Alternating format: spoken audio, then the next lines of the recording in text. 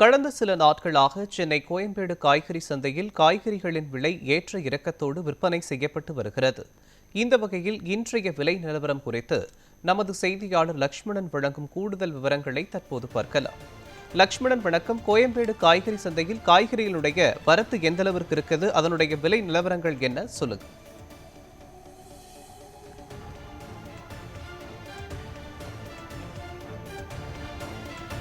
ஆசியாவிலேயே மிகப்பெரிய காய்கறி சந்தையாக இருக்கக்கூடிய சென்னை கோயம்பேடு காய்கறி சந்தையில் பொறுத்தவரையுமே கர்நாடகா, கேரளா போன்ற பல்வேறு மாநிலங்களிலிருந்து தினந்தோறும் 50 லாரிகள் மூலம் டன் கணக்கில் காய்கறிகள் ஆனது வந்து அடைகிறது. அந்த வகையில் இந்த கோடை வெயில் காலத்தை முன்னிட்டு பல்வேறு மாநிலங்களிலிருந்து வரக்கூடிய இந்த காய்கறி வரத்து பொறுத்தவரையுமே குறைந்திருப்பதாலும் விலை பொறுத்தவரையுமே கடந்த சில நாட்களாகவே அதிகரித்து வருகிறது.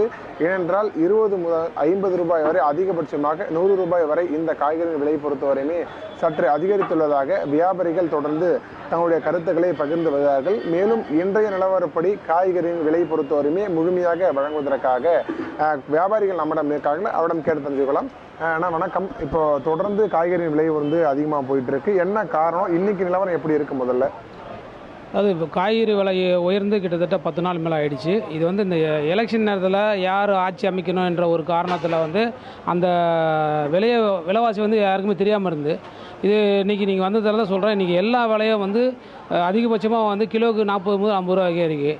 குறிப்பாக வந்து தினசரி நம்ம வந்து யூஸ் பண்ணுற பொருள் பார்த்திங்கன்னா பீன்ஸு, கேரட்டு, கத்திரிக்காய், வெண்டைக்காய், பாவக்காய், இந்த மாதிரி பச்சை காய்கறிலாம் வந்து பயன்படுத்துவாங்க. அந்த காய்கறிகள்லாம் வந்து ஒரு கிலோவுக்கு வந்து 20 50 ரூபாய்க்கே இருக்குது. பீன்ஸ் வந்து போன வாரம்லாம் பார்த்தீங்கன்னா 70 ரூபா 80 ரூபா விற்றுந்த பீன்ஸு இன்றைக்கி 150 ரூபாய்க்கு போயிருக்கு. அதேமாதிரி கத்திரிக்காய் வந்து 20 ரூபாய்க்கு 25 ரூபா விற்றுந்த கத்திரிக்காய் வந்து 40 50 ரூபா போயிருக்கு. அதேமாதிரி வெண்டைக்காய் 20 ரூபா 25 ரூபா விற்றுந்த வெண்டைக்காய் வந்து 50 60 ரூபா போயிட்டுருக்கு. ஆனால் இப்போ இந்த காய்கறி விலையேற்றத்துக்கான காரணம் என்ன? இந்த வெயில் காலம் காரணமா, இல்லை வந்து காய்கறி வரத்து கொஞ்சம் குறைஞ்சிருக்கு அப்படின்ற மாதிரி சொல்கிறாங்க, இது காரணமா? இப்போ இல்லை, காய்கறி வரத்து வந்து ரொம்ப ரொம்ப குறைஞ்சிருக்கு. இன்னொன்று வந்து பார்த்திங்கன்னா வெயில் அதிகமாக இருக்கிறதால இந்த பச்சை காய்கறிலாம் தாங்கக்கூடிய தன்மையில் இல்லை. வந்தாலும் இங்கே வந்து போதுமான அளவுக்கு வந்து இங்கே தாங்கக்கூடிய தன்மை கம்மியாக இருக்குது. இங்கே வந்து ஸ்டோரேஜ் இருந்தும் அது வந்து பயன்பாட்டு இன்னும் கொண்டு வரல.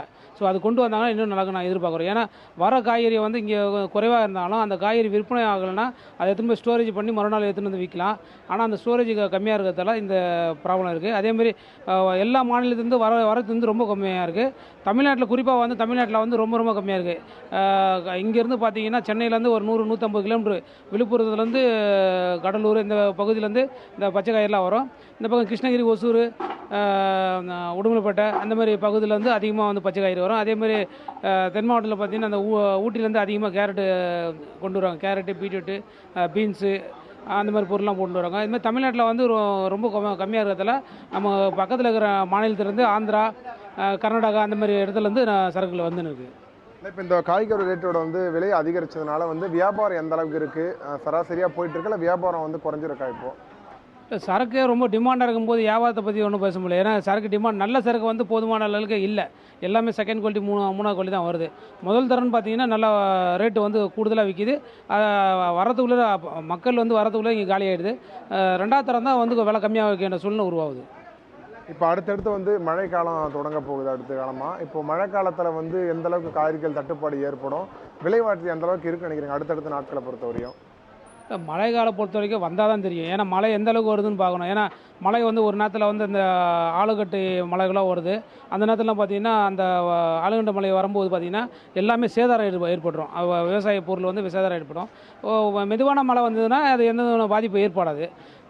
அதிக அளவில் மழை பெஞ்சுன்னா மீண்டும் வந்து இதை விட பல மடங்கு ஏறதுக்கான வாய்ப்பு இருக்கும். ஏன்னா ஒரு பொருள் வந்து பார்த்திங்கன்னா விவசாயம் பண்ணுறதுக்கு கிட்டத்தட்ட குறைஞ்சது வந்து 90லேருந்து 110 நாள் வரைக்கும் எடுத்துருக்கோம். ஒரு சில காய்கறி வந்து 120 நாள் எடுத்துக்கும்.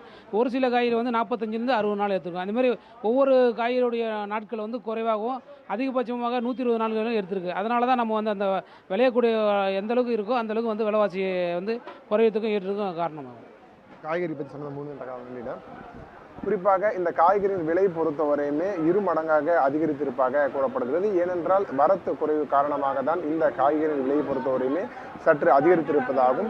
மேலும் பல்வேறு மாநிலங்கள் கர்நாடகா, கேரளா, ஆந்திரா போன்ற பல்வேறு மாநிலங்களிலிருந்து வரக்கூடிய காய்கறிகளின் வரத்து குறைவின் காரணமாக மட்டுமே இந்த விலையேற்றத்திற்கான காரணம் என கூறப்படுகிறது. இது மட்டுமல்லாமல் அடுத்த வரும் காலங்களில் பார்த்தோமென்றால் மழையின் பாதிப்பு அறிந்து கொண்டே அதற்கு பிறகு இந்த காய்கறியின் விலையேற்றமானது இருக்கக்கூடும் என வியாபாரிகளின் கருத்தாகவும் இருக்கிறது. மோகன், கோயம்பேடு காய்கறி சந்தையின் வரத்து மற்றும் விலை நிலவரங்கள் தொடர்பான வியாபாரிகளிடம் கருத்துக்களை பகிர்ந்தமைக்கு நன்றி லக்ஷ்மணன்.